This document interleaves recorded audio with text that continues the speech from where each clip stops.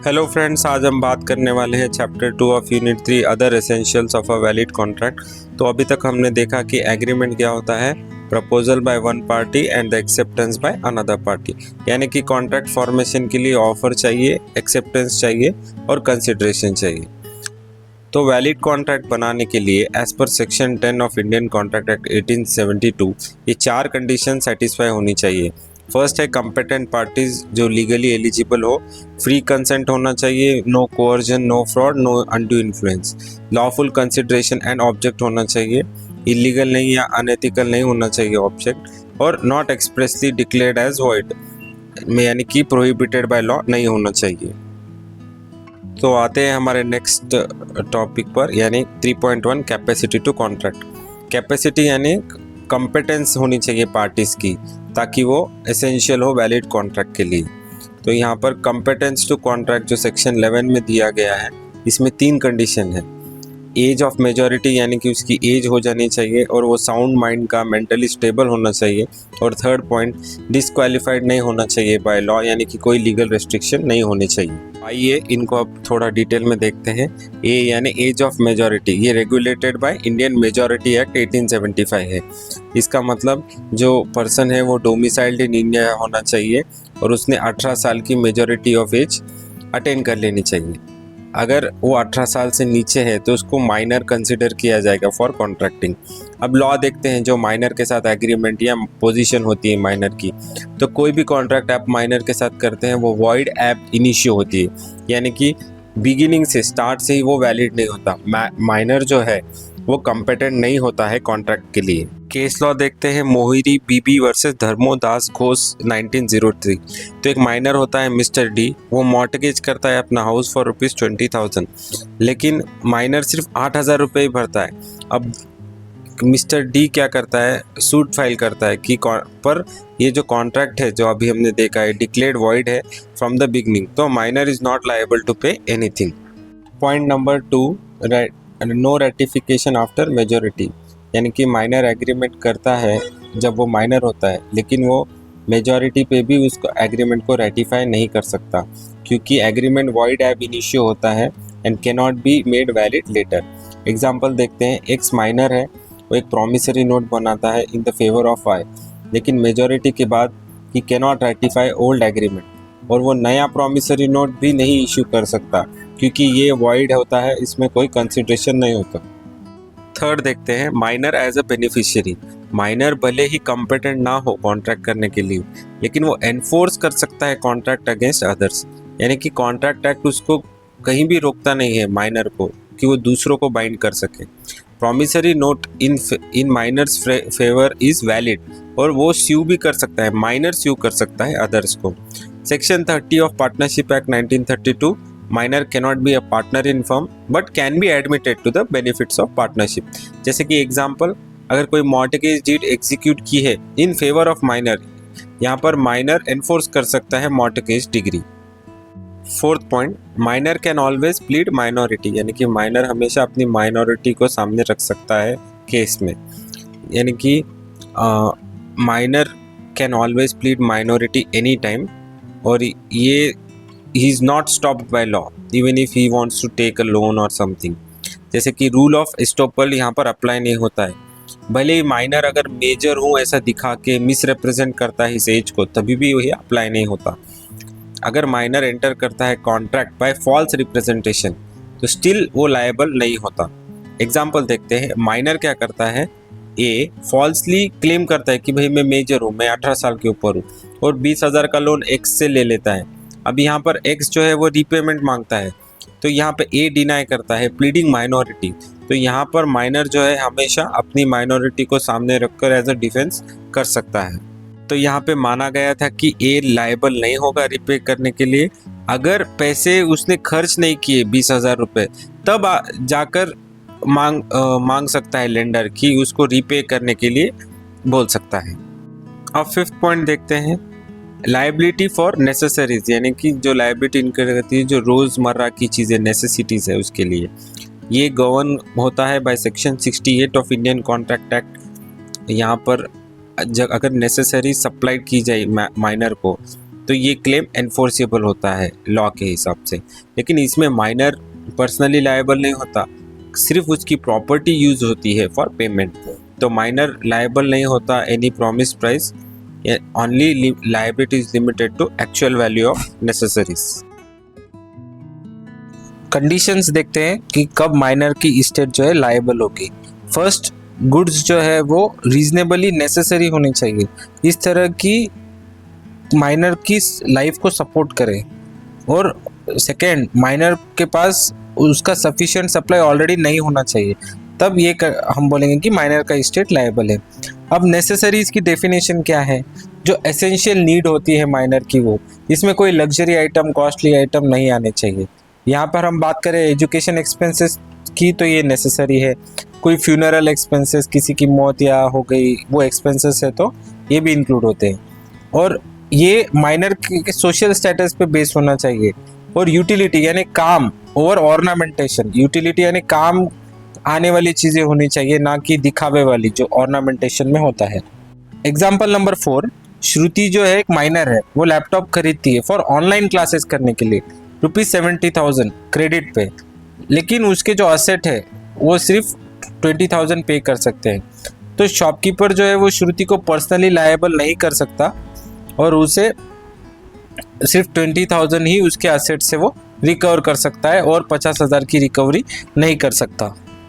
अब 6th point देखते हैं, कॉन्ट्रैक्ट बाय गार्डियन और उसकी एनफोर्सिबिलिटी। तो माइनर का एग्रीमेंट तो वॉइड होता है, लेकिन गार्डियन जो है वो एंटर कर सकता है contract for minor in some cases.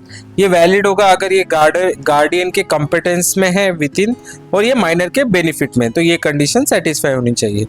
और not all guardian contracts are valid, ये बात ध्यान में रखना है। गार्डियन जो है वो माइनर को बाइंड नहीं कर सकता for purchase of immovable property, लेकिन सर्टिफाइड गार्डियन कोई है जो कोर्ट ने अपॉइंट किया है तो माइनर की प्रॉपर्टी सेल कर सकता है विद कोर्ट सैंक्शन और एनफोर्सिबिलिटी कर सकता है by either party. 7th point, no specific performance. हमने देखा कि माइनर के एग्रीमेंट एब्सोल्युटली वाइड होता है स्टार्टिंग से, तो इसका परफॉर्मेंस होना तो इम्पॉसिबल है। 8th number, no insolvency. Minor को कभी भी इंसॉल्वेंट डिक्लेयर नहीं कर सकते, क्यों? क्योंकि वो कॉन्ट्रैक्ट ही नहीं कर सकता, तो डेट कहाँ से लेगा? और ड्यूज जो पेएबल होने हैं वो सिर्फ माइनर की पर्सनल प्रॉपर्टी से होना है, तो माइनर कभी पर्सनली लायबल होएगा ही नहीं। 9th, partnership. अभी हमने देखा था कि माइनर जो है वो पार्टनर नहीं बन सकता, लेकिन बेनिफिट्स ऑफ पार्टनरशिप के लिए उसको ले सकते हैं। सेक्शन 30 में ये बात कही गई है। Point number 10, minor as agent. Minor act कर सकता है एजेंट की तरह, लेकिन वो प्रिंसिपल को लायबल नहीं होगा। जो भी वो काम करेगा वो ड्रॉ कर सकता है या डिलीवर कर सकता है या एंडोर्स कर सकता है नेगोशिएबल इंस्ट्रूमेंट, पर वो पर्सनली कभी लायबल नहीं होगा। एग्जाम्पल नंबर 5, माइनर है एक बैंक अकाउंट ओपन करता है और चेक इश्यू करता है कुछ परचेज करने के लिए। तो यहाँ पर रूल क्या है कि अगर चेक बाउंस हो जाएगा तो माइनर लायबल नहीं होगा और उसको स्यू नहीं कर सकते for fraud from his account. Point number 11, minor can not bind parent और गार्डियन। यानी कि इन्फेंट जो है, माइनर जो है वो कभी अपने पेरेंट्स को बाइंड नहीं कर सकता, लेकिन विदाउट एक्सप्रेस और एम्प्लॉयड अथॉरिटी। तो पेरेंट्स लायबल होंगे ओनली अगर उनके माइनर बच्चे जो है उनके एजेंट की तरह काम कर रहे हो। एग्जाम्पल नंबर 6, रीचा जो है एक माइनर है, कॉन्ट्रैक्ट करती है, स्कूटी बाय करती है और डीलर को कहती है कि पेरेंट्स जो है वो पैसे भरेंगे। अब डीलर जो है डिमांड करता है पेरेंट्स से पैसे की, लेकिन पेरेंट्स यहाँ पर लायबल नहीं होते क्योंकि यहाँ पे कोई अथॉरिटी रीचा को उनके पेरेंट्स ने नहीं दी थी। Point number 12, joint contract by minor and adult. अगर माइनर और एडल्ट दोनों कॉन्ट्रैक्ट करते हैं तो सिर्फ एडल्ट ही लायबल होगा। केस लॉ सेन दास वर्सेस रामचंद में ये बात कही गई है कि जॉइंट परचेज किए थी एक property bye minor and adult, ऊपर कोर्ट ने कहा कि वेंडर इन्फोर्स कर सकता है against adult only. Point number 13, surety guarantor for a minor. अगर एक कोई एडल्ट है वो गारंटर बन जाता है माइनर के लिए, तो एडल्ट जो है वो लायबल होगा फॉर द थर्ड पार्टी, क्योंकि यहाँ पर डायरेक्ट कॉन्ट्रैक्ट एग्जिस्ट कर रहा है between surety and third party. Example से समझते हैं नंबर 7 से। क्रिस जो एक माइनर है, मोबाइल खरीदता है और मिस्टर एक्स जो है वो एज ए गारंटर एक्ट करता है, तो अगर कृष्णा मोबाइल के पैसे नहीं भरेगा तो mister x should pay. 14th, minor as a shareholder, तो माइनर शेयर होल्डर नहीं बन सकता क्योंकि वो इनकॉम्पिटेंट टू कॉन्ट्रैक्ट होता है।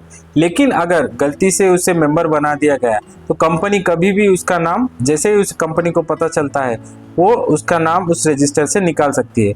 पर यहाँ पर अगर देखेंगे कि अगर गार्डियन है माइनर का, तो वो माइनर के लिए फुल्ली पेड शेयर्स जो है बाय ट्रांसफर और ट्रांसमिशन एक्सेप्ट कर सकता है। 15th पॉइंट है हमारा लायबिलिटी फॉर टॉर्ट्स। टॉर्ट्स का मतलब होता है सिविल रॉन्ग, तो माइनर को यहाँ पर सिविल रॉन्ग के लिए लायबल कराया जा सकता है, लेकिन वो ब्रीच ऑफ कॉन्ट्रैक्ट नहीं होना चाहिए। जैसे कि एक माइनर जो है अपने फ्रेंड से एक हॉर्स लेता है फॉर राइडिंग, लेकिन क्या करता है वही हॉर्स वो अपने दूसरे दोस्त को दे देता है। अब वो दूसरे दोस्त से वो उस हॉर्स की मृत्यु हो जाती है, तो यहाँ पर हम माइनर को जो है वो लायबल मानेंगे। तो वैसे ही एक दूसरा एग्जांपल, एक माइनर है जो इंस्ट्रूमेंट्स किसी से लेता है और फिर अपने दोस्तों को दे देता है, लेकिन बाद में वो दोस्त जो है वो रिटर्न नहीं करता, तो यहाँ पर जो ओरिजिनल कॉन्ट्रैक्ट है उसके अंडर माइनर को हम लायबल मानेंगे। अब है हमारा B part, person of unsound mind. ये दिया गया है section 12 of Indian contract act 1872। तो एक पर्सन को हम अनसाउंड माइंड का कब कहेंगे, जब वो कैपेबल हो, साउंड माइंड का कब कहेंगे, जब वो कैपेबल हो ऑफ अंडरस्टैंडिंग द कॉन्ट्रैक्ट और वो अपना रैशनल जजमेंट यानी सही जजमेंट बना सके और अपने इंटरेस्ट का जो इफेक्ट है वो भी जानने में सक्षम हो, तभी हम कहेंगे कि ये रैशनल साउंड माइंड का है। तो अब कंडीशंस देखते हैं। अगर कोई पर्सन यूजुअली अनसाउंड है बट ओकेजनली साउंड है, तो जब कॉन्ट्रैक्ट कर सकता है जब वो साउंड हो, तभी हम कहेंगे कि ये कॉन्ट्रैक्ट वैलिड है। तो और सेकेंड ऑप्शन में अगर वो यूजुअली साउंड है बट ओकेजनली अनसाउंड है, तो वो कॉन्ट्रैक्ट तब नहीं कर सकता जब वो अनसाउंड माइंड का होगा।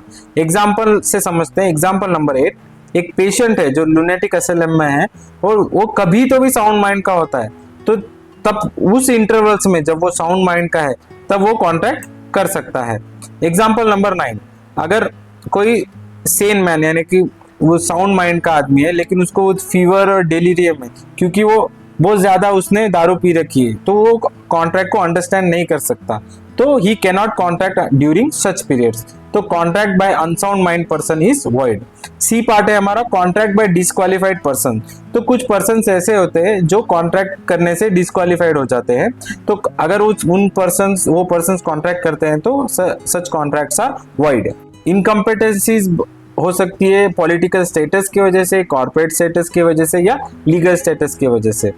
और डिस्क्वालिफाइड पर्सन जो है वो इंक्लूड होते हैं फॉरेन सोवरेन्स या एम्बेसडर्स या हमारा एलियन एनिमी या कॉर्पोरेशंस या कन्विक्ट्स या इंसॉल्वेंट। अब हम बात करते हैं 3.2 फ्री कंसेंट की। तो डेफिनेशन ऑफ कंसेंट दी गई है section 13 of Indian contract act 1872। हम कब कहेंगे जब कि कंसेंट एग्जिस्ट होता है, इसमें 2 कंडीशंस है। फर्स्ट है कि जो भी पार्टीज है 2 और मोर पर्सन वो एग्री करते हैं सेम थिंग पे और सेम सेंस में, इसको हम क्या कहेंगे लैटिन वर्ड में एड इडम यानी मीटिंग ऑफ माइंड्स। फिर कंसेंट कब नहीं होगा, जब फंडामेंटल एरर है किसमें, नेचर ऑफ ट्रांजैक्शन में, या जो पर्सन के साथ हम डील कर रहे हैं इसमें फंडामेंटल एरर होगा, तब हम कहेंगे कि कंसेंट नहीं है। और सेकेंड हम कब कहेंगे कंसेंट नहीं है, जब सब्जेक्ट मैटर ऑफ एग्रीमेंट यानी जो एग्रीमेंट बनाया है उसके सब्जेक्ट मैटर में कुछ एम्बिग्यूटी है इनके टर्म्स में यानी कुछ कॉम्प्लेक्सिटी है, या फिर सब्जेक्ट मैटर को ही मिस्टेकन किया है इस नेचर ऑफ एग्रीमेंट में, तब हम कहेंगे कि कंसेंट नहीं है। एग्जाम्पल से समझते हैं। 2 पर्सन्स थे, उन्होंने कॉन्ट्रैक्ट किया कि वो एक शिप खरीदेंगे, लेकिन दोनों ने जो शिप सोची वो डिफरेंट थी क्योंकि पर नाम सेम था, तो इसलिए उनमें मिसअंडरस्टैंडिंग हो गई। तो यहाँ पर हम कहेंगे कि कंसेंट नहीं था क्योंकि शिप्स डिफरेंट थे, तो यहाँ पर कोई कॉन्ट्रैक्ट एग्जिस्ट नहीं होता because there is no ad idem. तो मिस्टेक का इफेक्ट क्या होता है, तो फंडामेंटल एरर के वजह से कंसेंट नहीं होगा या मिस्टेक की वजह से हम कहेंगे कि रियल कंसेंट उसमें नहीं है। अब बात करते हैं कि कंसेंट ये तो फ्री हो सकता है या नॉट फ्री हो सकता है। तो बात ये ध्यान में रखनी है कि सिर्फ फ्री कंसेंट जो है वो ही वैलिड कॉन्ट्रैक्ट बना सकता है। तो बात करते हैं डेफिनेशन की फ्री कंसेंट की।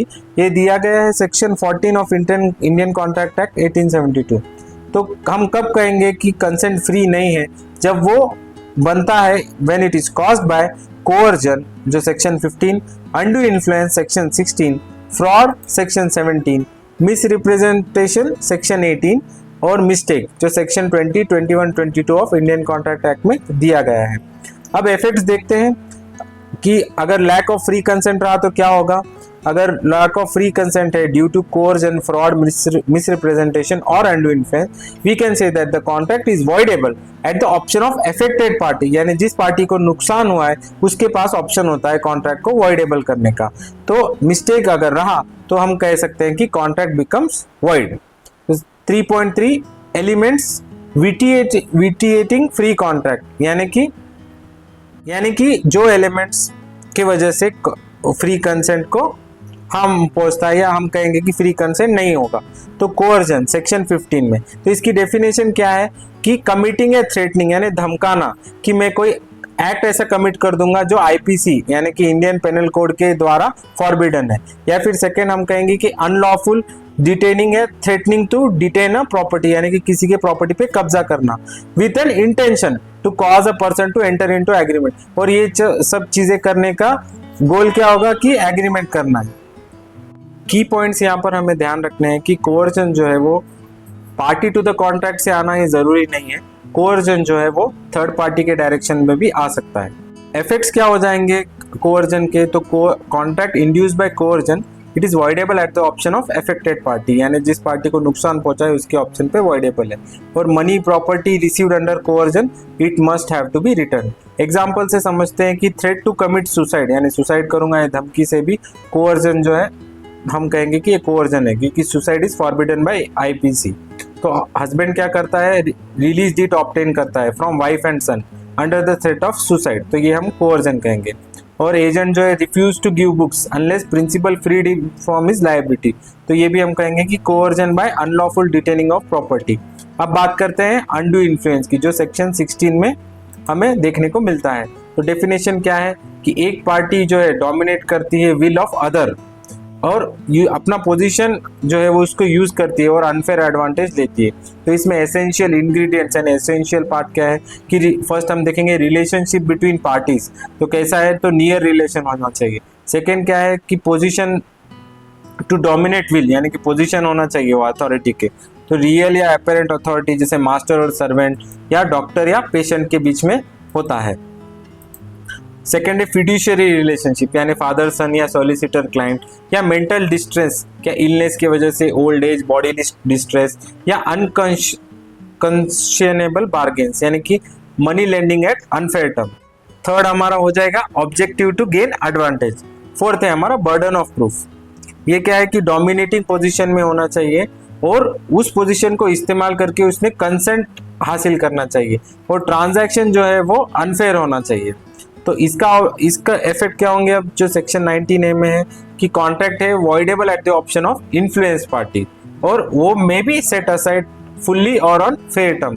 एग्जाम्पल समझते हैं कि फादर जो है वो पेरेंटल इन्फ्लुएंस का मिसयूज करता है और सन से बॉन्ड करा लेता है, ये अनडू इन्फ्लुएंस हुआ। गुरु जो है वो डिवोटी को इंड्यूस करता है कि उसको प्रॉपर्टी दे दे, उससे उसे मुक्ति मिल जाएगी, सैल्वेशन, तो ये भी अनडू इन्फ्लुएंस है। मनी लेंडर जो है एडवांस करता है 1 लाख रुपए और ऑब्टेन करता है बॉन्ड ऑफ ₹2 लाख, ये भी है जो अनडू इन्फ्लुएंस हो जाता है। Banker charging high rate of interest in normal course is also is not undo influence. यहाँ पर ये बात ध्यान में रखनी है कि हायर रेट ऑफ इंटरेस्ट जो है वो अनडू इन्फ्लुएंस नहीं होगा। और टीचर इन्फ्लुएंस करते हैं daughter and student to marry without unfair advantage, तो यहाँ पे भी हम कहेंगे कि कोई अनडू इन्फ्लुएंस नहीं था। तो दोस्तों फ्रॉड क्या है, अंडर सेक्शन 17 में डेफिनेशन दी गई है कि कोई भी ऐसा एक्ट जो पार्टी या एजेंट करता है और इंटेंशन होता है इसका धोखा देना, टू डिसीव, यानी कि कुछ फॉल्स बात बोलना और उसमें ट्रूथ है इसको बिलीफ के बिना, या फिर एक्टिवली कुछ छुपाना या कंसीलमेंट, और प्रॉमिस करना विदाउट इंटेंशन कोई भी नहीं है परफॉर्म करने का, या फिर कोई भी एक्ट जो फिट हो टू डिसीव करने के लिए, या फिर ये एक्ट या ओमिशन जो लॉ में फ्रॉडुलेंट कहा गया है। तो अगर एसेंशियल एलिमेंट्स की फिर से मैं बात करूँ तो या तो फॉल्स झूठा दिलासा या असर्शन करना, या फिर एक्टिवली कुछ छुपाना या साइलेंस करना, जहाँ पर बोलना चाहिए था वहाँ पर भी साइलेंट रहना, या फिर सामने वाले को कॉन्ट्रैक्ट कराना और नॉलेज हो उसको कि ये जो मैं बात कह रहा हूँ वो गलत है, रेकलेस डिसरिगार्ड रहना और दूसरे पार्टी को इंड्यूस करना और दूसरे पार्टी को धोखा देना, और दूसरा पार्टी जो है उसके वजह से कुछ लॉस सफ़र करे। तो इफेक्ट क्या होगा, कॉन्ट्रैक्ट वॉइडेबल हो जाएगा eight the option of defrauded party. और रेमेडीज क्या होगा कि वो कॉन्ट्रैक्ट रेसिंड कर सकता है यानी तोड़ सकता है, और डैमेजेस के लिए स्यू यानी कि कोर्ट में भी जा सकता है, या फिर वो परफॉर्मेंस को इंसिस्ट करेगा विथ करेक्शन। तो यहाँ पर एक्सेप्शंस क्या है कि साइलेंस जो है वो फ्रॉड माना जाएगा, लेकिन अगर दूसरे पार्टी को ट्रूथ डिस्कवर करने के मीन्स थे तो कॉन्ट्रैक्ट वैलिड हो जाएगा। और अगर कंसेंट जो है उसका फ्रॉड से कोई इफेक्ट नहीं हुआ है तो कॉन्ट्रैक्ट जो हम कहेंगे कि वैलिड है। एग्जाम्पल देखते हैं, हॉर्स अपनी बेटी को बेचना विदाउट डिस्क्लोजिंग कि हॉर्स जो है वो अनसाउंड है, ये फ्रॉड कहा जाएगा। लेकिन ए क्या करता है, कुछ नहीं कहता, और बी जो है वो अज्यूम कर लेता है कि हॉर्स जो है वो साउंड है यानी सही दिशा में है, तो ये भी फ्रॉड माना जाएगा। लेकिन अगर प्रॉस्पेक्टस फॉल्सली शो करता है कि डायरेक्टर्स नेम तो और बायर अनअवेयर है, तो यहाँ पर फ्रॉड नहीं माना जाएगा। अगर ए प्रॉमिस करता है कि गुड्स की कॉस्ट जो है वो 50,000 है, तब ये फ्रॉड माना जाएगा। लेकिन ए कहेगा कि गुड्स की जो वर्थ है वो 50,000 है, ये इसका ओपिनियन है, तो यहाँ पर फ्रॉड नहीं माना जाएगा। नेक्स्ट देखते हैं मिस रिप्रेजेंटेशन, जो सेक्शन 18 में है। डेफिनेशन क्या है कि फॉल्स स्टेटमेंट देना ये जानते हुए कि वो मैं फॉल्स स्टेटमेंट दे रहा हूँ, और ब्रीच ऑफ ड्यूटी करना, लेकिन यहाँ पे कोई इंटेंशन उसका खराब नहीं होना है, इंटेंशन डिसीव करने का नहीं है। तो अगर इनोसेंट भी हो ये एक्ट, लेकिन ये मिस्टेक कराने, सामने वाले पार्टी से मिस्टेक कराना है, तो अगर एसेंशियल इंग्रेडिएंट्स की फिर से बात करूँ तो क्या है कि ये फॉल्स स्टेटमेंट ऑफ फैक्ट है, और ऑनेस्टली बिलीव करता है कि ये ट्रू है, और ब्रीच ऑफ ड्यूटी है बट विदाउट डेसिट या गेनिंग एडवांटेज के लिए है। लेकिन इनोसेंट भी रहे तो it causing misstatement causing mistake. तो इससे इफेक्ट क्या होगा कि कॉन्ट्रैक्ट जो है वो वॉइडेबल हो जाएगा eight the option of misled party यानी कि अफेक्टेड पार्टी। तो एग्जांपल अगर दूँ तो ए कहता है सी से कि वो डायरेक्टर बनेगा based on the second hand information, तो यहाँ पर है जो है वो मिसरिप्रेजेंटेशन है। ए कहता है कि मोटर बाइक जो है वो उसका इंजन एक्सेलेंट है और भी चेक ही नहीं करता, तो ये भी क्या पाता जाएगा, मिसरिप्रेजेंटेशन। ये जो है वो बेचता है थिंकिंग के ऊपर, थिंकिंग साउंड है ये नो, और उस पर कोई बेसिस नहीं होता, तो ये भी मिसरिप्रेजेंटेशन है। और ए जो है वो आर्टिकल बाय करता है, ठीक है, सोचता है कि वो 1000 रुपये का है लेकिन एक्चुअली वो है 500 रुपये का, तो यहाँ पर हम इसे मिसरिप्रेजेंटेशन नहीं मानेंगे क्योंकि ये वर्थ ₹1000 था तो एक्चुअल नहीं था, तो यहाँ पर मिसरिप्रेजेंटेशन नहीं मानेंगे। अब डिफरेंस देखते हैं between coercion and undue influence. Coercion क्या है, ये इन्वॉल्व होता है फिजिकल फोर्स या थ्रेट, तो यहाँ पर जो एग्रीड यानी कि जो अफेक्टेड पार्टी है वो कंपेल हो जाती है to make the contract against its will. Undue influence क्या है, ये मॉरल या मेंटल प्रेशर की वजह से होता है। तो यहाँ पे क्रिमिनल एक्शन कहाँ इन्वॉल्व है, तो कोअर्जन में क्या होता है, इट इन्वॉल्व्स कमिटिंग और थ्रेटनिंग टू कमिट और and the act is forbidden by Indian penal code, और डिटेनिंग द प्रॉपर्टी अनलॉफुली। तो यहाँ पर अनड्यू इन्फ्लुएंस में यह कुछ इलीगल एक्ट नहीं है, यहाँ पर सिर्फ धमकाया गया था, तो यहाँ पर कोई अनलॉफुल थिंग नहीं थी। अब रिलेशनशिप बिटवीन पार्टीज की बात करें तो यहाँ पर नेसेसरी नहीं होना है कोअर्जन में कि कोई किसी प्रकार का रिलेशनशिप हो, लेकिन अनड्यू इन्फ्लुएंस में जो है सम सॉर्ट ऑफ रिलेशनशिप चाहिए। एक्सरसाइज बाय हुम, तो कोअर्जन जो है वो किसी प्रॉमिसर से ही आना है ऐसा नहीं है, तो it can be directed against the promisor also and it can be used even by a stranger to the contract. लेकिन अनड्यू इन्फ्लुएंस में क्या है, always exercise between parties to the contract. Enforceability क्या है, द कॉन्ट्रैक्ट कोअर्जन में क्या है, contract is voidable at the option of the party whose consent has been obtained by coercion। और अनड्यू इन्फ्लुएंस का क्या है, अगर कंसेंट जो है वो इंड्यूस किया गया था बाय अनड्यू इन्फ्लुएंस, तो कॉन्ट्रैक्ट आइदर वॉइडेबल हो जाएगा या कोर्ट जो है वो पूरी तरह से उसको सेट असाइड करके एनफोर्स करेगा विथ मॉडिफाइड टर्म्स। तो यहाँ पर पोजीशन ऑफ बेनिफिट क्या मिल रहा है, इन कोअर्जन में क्या होगा, अगर कॉन्ट्रैक्ट को रेसिंड किया गया या तोड़ दिया गया बाय एग्रीड पार्टी, तो as per section 64 any benefit received has to be restored back to the other party, यानी कि कुछ भी बेनिफिट उस कॉन्ट्रैक्ट से आया होगा तो अफेक्टेड पार्टी को वापस देना होगा। लेकिन यहाँ पर अनड्यू इन्फ्लुएंस में क्या है, कोर्ट के पास डिस्क्रिशन है कि वो एग्रीड पार्टी को या तो रिटर्न करने का कह सकते हैं या तो फिर पार्ट में रिटर्न करने का कह सकते हैं, या कोर्ट कहेगी कि कुछ भी रिटर्न वापस नहीं करना है। तो अब फ्रॉड और मिसरिप्रेजेंटेशन के बीच में डिफरेंस देखते हैं। तो फ्रॉड क्या है? It is to deceive the other party by hiding the truth. Misrepresentation क्या है? There is no such intention to deceive the other party. तो नॉलेज ऑफ ट्रूथ क्या होता है? यहाँ पर फ्रॉड में पता होता है कि वो स्टेटमेंट जो दे रहा है वो अनट्रू है। मिसरिप्रेजेंटेशन में क्या होता है कि यहाँ पर स्टेटमेंट तो देता है पर वो सोचता है कि ये जो मैं बात बोल रहा हूँ वो सच है। तो rescission of the contract and claim for damages. तो इंजर्ड पार्टी क्या कर सकती है फ्रॉड में? कॉन्ट्रैक्ट जो है वो रेपुडिएट कर सकती है और डैमेज भी जो है क्लेम कर सकती है। मिसरिप्रेजेंटेशन में क्या होगा? जो इंजर्ड है एग्रीड पार्टी है वो एंटाइटल तो है कि कॉन्ट्रैक्ट तोड़ने के लिए और स्यू फॉर रेस्टिट्यूशन, बट डैमेज जो है वो क्लेम नहीं कर सकती।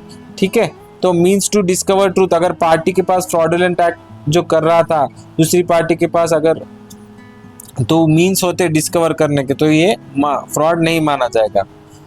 तो मिसरिप्रेजेंटेशन में क्या होगा? Party can always plead that the injured party had the means to discover the truth. Next है हमारा mistake in a contract.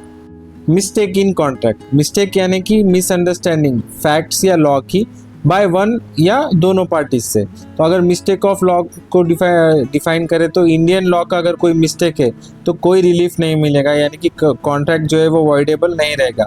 Example 30 में क्या है? ए एंड बी दोनों सोचते हैं कि उनका जो कर्ज है वो बेड बाय लिमिटेशन लॉ है, तो कॉन्ट्रैक्ट जो है यहाँ पर वॉइडेबल नहीं रहेगा। Next, mistake of fact.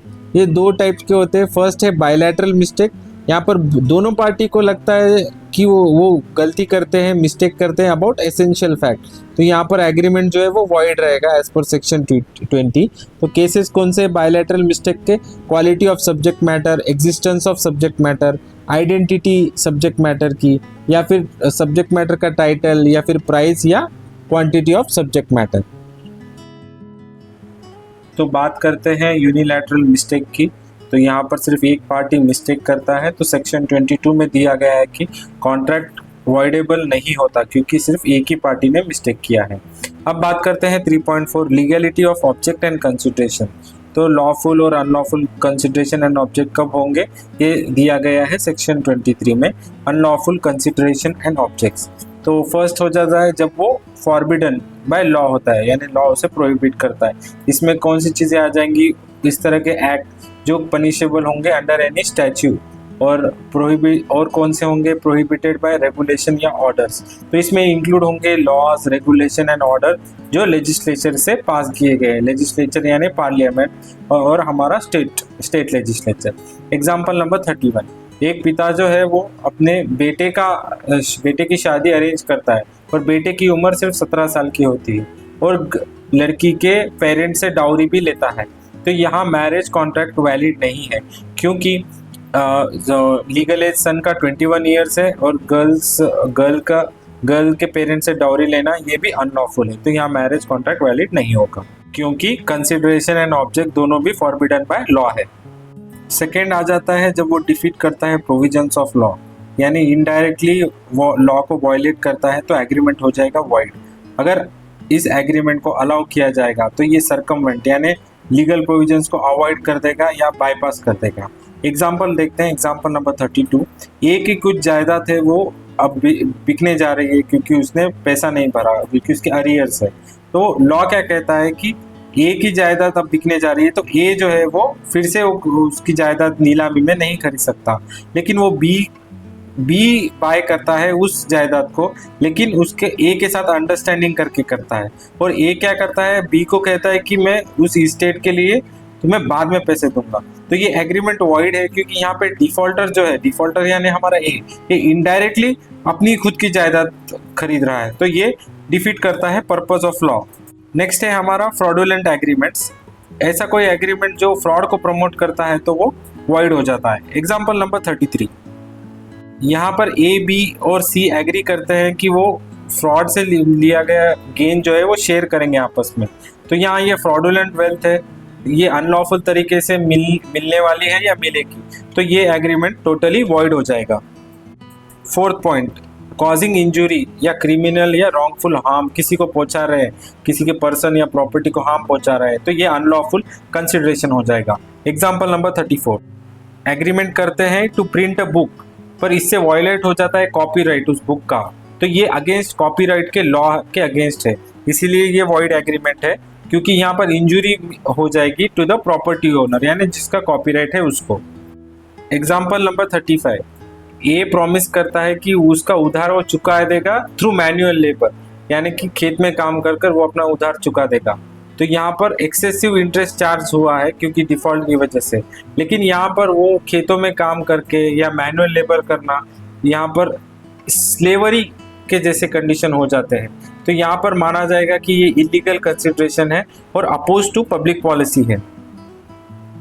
Fifth है हमारा इमोरल कंसिडरेशन, यानी कि मॉरली अनएक्सेप्टेबल एग्रीमेंट होते हैं।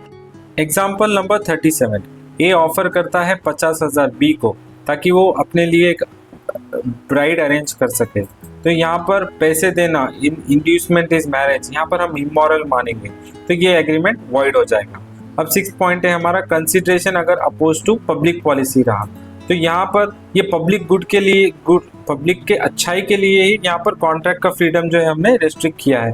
पर यहाँ पर अपोज टू पब्लिक पॉलिसी ये ब्रॉड और नैरो इंटरप्रिटेशन पॉसिबल है, या अनरिस्ट्रिक्टेड फ्रीडम नहीं, तो अगर हमने यहाँ रोका नहीं तो ये इल्यूजरी हो जाएगा। अब देखते हैं कुछ एग्रीमेंट जो अपोज टू पब्लिक पॉलिसी है, जैसे हमने ट्रेडिंग विद एनिमी किया, यानी कि ट्रेड करना एनिमी कंट्री से विदाउट गवर्नमेंट का लाइसेंस लिए, तो ये एग्रीमेंट वॉइड हो जाएगा। इसे हम कहेंगे कि अगेंस्ट पब्लिक पॉलिसी है और नेशनल इंटरेस्ट को हार्म करता है इन वॉर। एग्जाम्पल नंबर 38, अगर इंडिया और चाइना में कुछ वॉर लाइक सिचुएशन हो गया, तो ए जो है वो इंडिया का है, वो कॉन्ट्रैक्ट करता है चाइना के साथ फॉर टॉय इम्पोर्ट्स, तो यहाँ पर ये वॉइड एग्रीमेंट है क्योंकि चाइना ने अभी यहाँ पर हमारे साथ वॉर किया है, तो ये एनिमी कंट्री हो गया। अगर कॉन्ट्रैक्ट बिफोर वॉर है तो भी ये सस्पेंडेड और डिसॉल्व हो जाएगा। एग्जाम्पल, ये इंडिया ने बैन किया था टिकटॉक और पबजी क्योंकि नेशनल सिक्योरिटी रिस्क की वजह से, तो यहाँ पर इन कंपनीज के साथ कॉन्ट्रैक्ट करना, ये कॉन्ट्रैक्ट जो किया होगा ये हो गया डिसॉल्व। सेकेंड है हमारा स्टिफलिंग प्रोसिक्यूशन, इसका मतलब होता है लीगल प्रोसीडिंग्स को स्टॉप करना यूजिंग फोर्स, तो ये वॉइड है। इसे हम कहेंगे अब्यूज ऑफ जस्टिस और क्राइम को एक बिजनेस बना देना, तो ये इलीगल होता है to compromise on public offences.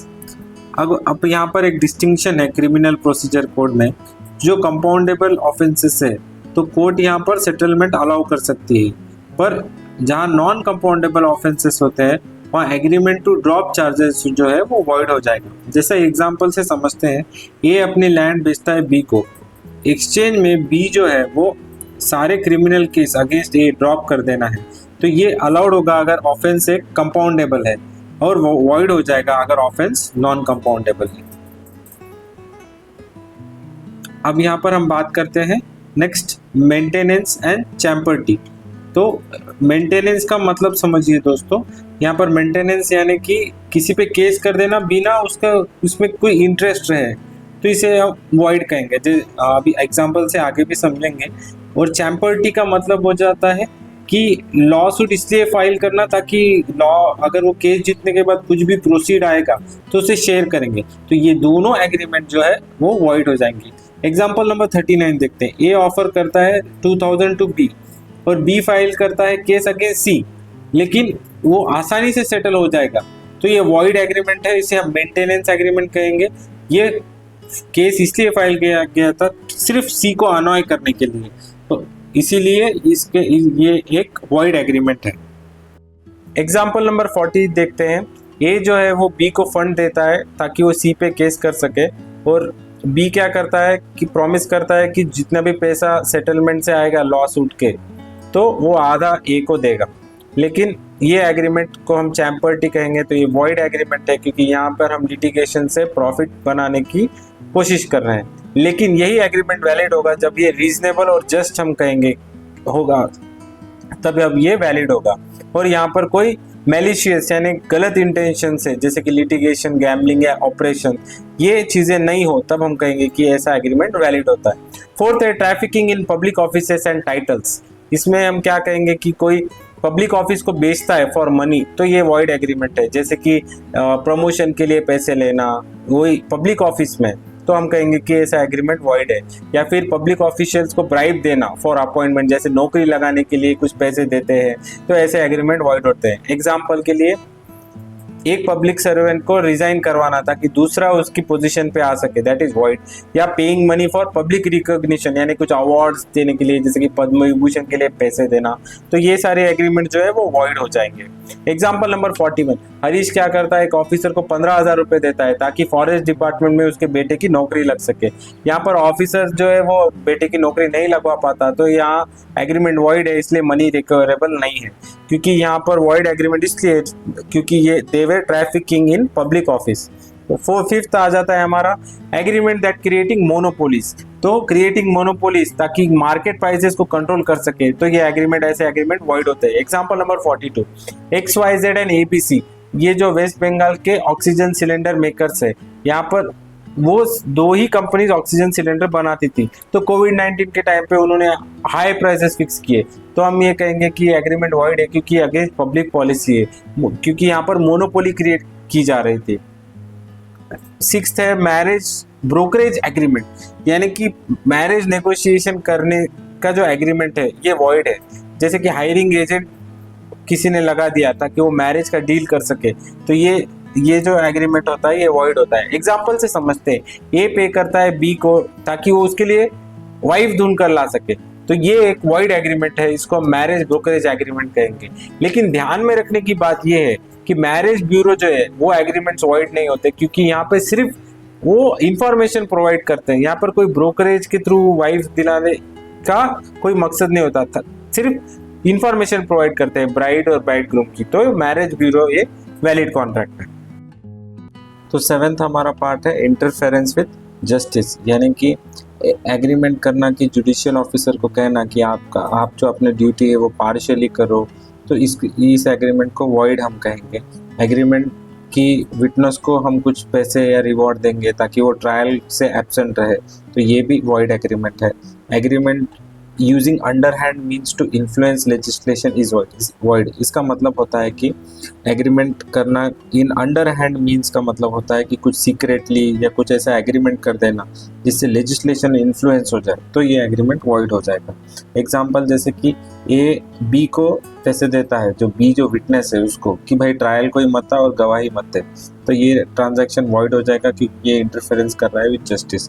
या जज को ही ब्राइब या घूस दे देना ताकि वो हमारे फेवर में जजमेंट लाए, तो इसे भी हम वॉइड कहेंगे क्योंकि ये जुडिशियल करप्शन के अंदर आता है, ये अपोज टू पब्लिक पॉलिसी है। 8th है इंटरेस्ट अगेंस्ट ऑब्लिगेशन, तो ऐसा एग्रीमेंट बना देना जहाँ पे इंटरेस्ट हमारा क्रिएट हो जाए बजाय ऑब्लिगेशन के, तो ऐसा एग्रीमेंट वॉइड होता है। कैसे होता है ये एग्जांपल समझते हैं कि एजेंट जो है वो कंपनसेशन रिसीव करता है बिना प्रिंसिपल के कंसेंट के, तो ये वॉइड हो जाएगा। या फिर मैनेजर एक ब्राइब या घूस लेता है फॉर पासिंग अ कॉन्ट्रैक्ट, तो ये भी वॉइड एग्रीमेंट है। तो अगर एजेंट एक्सेप्ट करता है पेमेंट थर्ड पार्टी से और प्रिंसिपल को इन्फॉर्म ही नहीं करता, तो ये भी वॉइड एग्रीमेंट है, यहाँ पर कॉन्फ्लिक्ट ऑफ इंटरेस्ट हो जाएगा। तो एग्जांपल देखते हैं, ये जो एक फर्म मैनेजर है वो 2 लाख रुपए लेता है फ्रॉम एक्स और उसी को कॉन्ट्रैक्ट अवार्ड करता है, तो ये एक वॉइड कॉन्ट्रैक्ट है क्योंकि इसमें bribery and unfair practice involve है और ये oppose to public policy. 9th हमारा कंसिडरेशन अनलॉफुल इन पार्ट, अगर कोई पार्ट ऑफ कंसिडरेशन अनलॉफुल है तो एंटायर एग्रीमेंट ही वॉइड हो जाएगा। अगर इलीगल पार्ट हम सेपरेट कर सकते हैं तो लीगल पार्ट को हम रिटेन कर सकते हैं। सेक्शन 24 क्या कहता है कि कोई भी प्रॉमिस फॉर लॉफुल कंसिडरेशन नहीं होगी अगर इलीगल पार्ट उसमें एग्जिस्ट करता है, तो यानी कि जनरल रूल क्या कहता है, अगर लीगल पार्ट आप अलग कर सकते हो तो वो एनफोर्स कर सकते हो, अगर इलीगल पार्ट सेपरेट नहीं कर सकते तो एंटायर कॉन्ट्रैक्ट को हम वॉइड कहेंगे। एग्जांपल के थ्रू समझते हैं, एग्रीमेंट ऐसा किया है कि उसमें मिक्स्ड है, लीगल भी है इलीगल कंसिडरेशन भी है, तो अगर आप अनलॉफुल पार्ट सेपरेट नहीं कर पाओगे तो एंटायर कॉन्ट्रैक्ट आपका वॉइड हो जाएगा, और अगर इलीगल पार्ट आप रिमूव कर सकते हो तो लीगल पार्ट को आप एनफोर्स कर सकते हो। तो अब आ जाते हैं 3.5 वॉइड एग्रीमेंट्स में। तो यहाँ पर हमें देख सकते हैं हम 11 पॉइंट्स है जहाँ पर एक्सप्रेसली डिक्लेयर्ड वॉइड एग्रीमेंट की ये पहले से हम उनको वॉइड मान लेंगे अगर एग्रीमेंट इन 11 पॉइंट्स में आता है। फर्स्ट है अगर ये इनकम्पेटेंट पार्टीज ने किया है जो सेक्शन 11 में, तो ये वॉइड एग्रीमेंट हो जाएगा। Agreement made under bilateral mistake of fact, यानी दोनों के पास मिस्टेक ऑफ फैक्ट है, तो ये भी वॉइड हो जाएगा। एग्रीमेंट अगर कंसिडरेशन या ऑब्जेक्ट अनलॉफुल है तो वॉइड हो जाएगा। एग्रीमेंट द कंसिडरेशन और object of which is unlawful in parts, तो ये भी वॉइड हो जाएगा। और agreement made without consideration section 25, तो ये भी एक्सप्रेसली डिक्लेयर्ड वॉइड एग्रीमेंट। तो ये 5 पार्ट हमने यूनिट 2 में देखे थे। अब इस यूनिट में हम क्या देखने वाले हैं? Agreement in restraint of marriage section 26 is a void agreement. Agreement in restraint of trade section 27 is also expressly declared void agreement. Agreement in restraint of legal proceeding section 28 is also a void agreement. और agreement the meaning of which is uncertain, यानी कि meaning ही uncertain है, ये भी void agreement है। और wagering agreement के बारे में हम पूरा पढ़ेंगे अच्छे से आगे आने वाले समय में, तो ये भी वॉइड एग्रीमेंट है। An agreement to do is impossible act under section 56 is also an expressly declared void agreement. तो देखते हैं expressly declared void agreement. First है agreement in restraint of marriage section 26, यानी कि कोई एग्रीमेंट अगर जो मैरिज को रोकता है तो उस तरह का एग्रीमेंट वॉइड होता है। लेकिन इसमें एक एक्सेप्शन है, माइनर का एग्रीमेंट मैरिज का हम रोक सकते हैं, बाकी सारे agreement in restraint of marriage is void.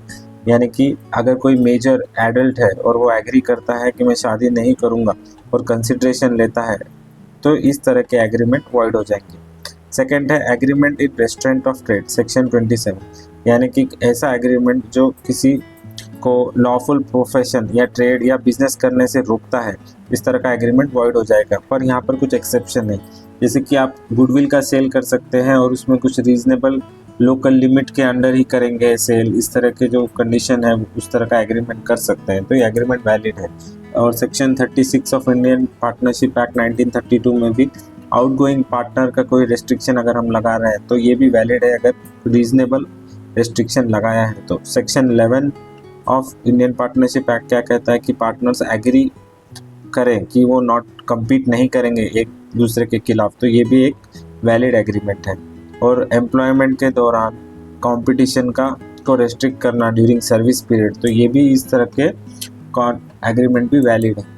देखते हैं एग्जांपल से समझते हैं। एग्जांपल नंबर 43, बी जो है एक फिजिशियन हायर करता है, फिजिशियन है, हायर करता है ए को as an assistant for 3 years, और ए एग्री करता है कि वो इंडिपेंडेंटली प्रैक्टिस नहीं करेगा जब तक वो बी के साथ काम कर रहा है, तो इस तरह का एग्रीमेंट वैलिड है क्योंकि ए को हम रिस्ट्रेन कर सकते हैं बाय इंजंक्शन यानी by through court. Example number 44, एक मैन्युफैक्चरर एग्री करता है कि सारा प्रोडक्शन वो किसी एक होलसेलर को बेचेगा, तो इस तरह का agreement is not in restraint of trade, ये है वैलिड एग्रीमेंट है। एग्जांपल नंबर 45, सेलर क्या करते हैं, कुछ मिनिमम प्राइस फिक्स करते हैं प्रोडक्ट के लिए ताकि प्रोडक्ट की क्वालिटी मेंटेन हो सके, तो इस तरह का एग्रीमेंट वॉइड नहीं होता, ऐसे एग्रीमेंट अलाउड होते हैं। अब एक्सप्रेसली डिक्लेयर्ड वॉइड एग्रीमेंट की कैटेगरी में नेक्स्ट है agreement in restraint of legal proceeding, यानी कि सेक्शन 28। इसमें क्या कहेंगे, किस एग्रीमेंट को कहेंगे कि ये लीगल प्रोसीडिंग को रेस्ट्रेंट यानी रोकता है, तो वो एग्रीमेंट जिसमें कोई भी पार्टी को हम एब्सोल्युटली रेस्ट्रिक्ट कर रहे हैं कि वो अपने राइट्स एनफोर्स नहीं कर सकते कोर्ट पर जाकर, तो इस तरह का अगर कोई रेस्ट्रेंट है तो हम कहेंगे कि ये agreement in restraint of legal proceeding है। या फिर ये इस तरह का कॉन्ट्रैक्ट करते हैं कि वो पीरियड ही हमें नहीं मिलता कि हम लीगल प्रोसीडिंग स्टार्ट कर सकें, ऐसा कोई कंडीशन है तो इस तरह के नेचर ऑफ कॉन्ट्रैक्ट को हम वॉइड कहेंगे। पर इसके भी कुछ एक्सेप्शन टू द रूल है, देखते हैं। फर्स्ट, एक कॉन्ट्रैक्ट जिसमें पार्टीज एग्री करते हैं कि कोई भी डिस्प्यूट हम आर्बिट्रेशन को रिफर करेंगे और वही अमाउंट अवार्ड करेंगे in arbitration shall be recoverable, तो इस तरह का जो एग्रीमेंट है वो हम कर सकते हैं। सेकेंड है एक agreement by which party agree करते हैं कि हम आर्बिट्रेशन को ही रिफर करेंगे, कोई भी मैटर जो अराइज हो चुका है या फ्यूचर में अराइज होने वाला, पर उस तरह के कॉन्ट्रैक्ट को राइटिंग में होना चाहिए। तो फोर्थ है हमारा एग्रीमेंट विथ अनसर्टन मीनिंग, ये दिया गया है सेक्शन 29 में। तो एक एग्रीमेंट जिसका मीनिंग सर्टन नहीं है वो भी वॉइड है, अगर मीनिंग सर्टन किया जा सकता है तो एग्रीमेंट वैलिड हो जाएगा। एग्जांपल नंबर 46 से समझते हैं। ए एग्री करता है बी को 100 टन्स ऑफ ऑयल बेचने के लिए, वहाँ पर स्पेसिफिकेशन ऑफ ऑयल नहीं दिया गया है तो एग्रीमेंट वॉइड है। लेकिन अब हमको पता है कि ये जो डीलर है वो सिर्फ कोकोनट ऑयल में डील करता है तो एग्रीमेंट जो है फिर वैलिड हो जाएगा। फिफ्थ है हमारा वेजरिंग एग्रीमेंट जो सेक्शन 30 में दिया गया है, और any agreement by way of wager is void. तो वेजर का क्या मतलब होता है एग्रीमेंट का, इसमें इन्वॉल्व होते हैं पेमेंट ऑफ मनी, और ये डिटर्मिनेशन होता है अनसर्टन इवेंट के ऊपर, यानी कि किसी घटना के ऊपर। तो एसेंस क्या है वेजर का कि each side should stand to win और लूज, यानी कि कोई जीतना चाहिए और कोई हारना चाहिए, और किसी भी पार्टी का लेजिटिमेट इंटरेस्ट नहीं होना चाहिए उस इवेंट के ऊपर। एग्जाम्पल नंबर 47 से समझते हैं, ए एग्री करता है बी को कि वो उसे 50,000 देगा अगर बारिश होगी, और बी एग्री करता है पे करने को 50,000 टू ए अगर बारिश नहीं होगी। तो ये एक वेजर है, ये एक वॉइड एग्रीमेंट है। अगर एक पार्टी का कंट्रोल उस इवेंट पर है तो ये वेजरिंग एग्रीमेंट नहीं कहलाएगा। तो एसेंशियल्स ऑफ वेजर क्या है, प्रॉमिस टू पे मनी और मनी इज वर्थ। सेकंड क्या है, प्रॉमिस कंडीशनल होना चाहिए इवेंट के ऊपर, या तो वो इवेंट होगा या नहीं होगा। तो there must be uncertainty of the event, there must be two parties, यानी एक पार्टी जीतनी चाहिए दूसरी लूज करनी चाहिए।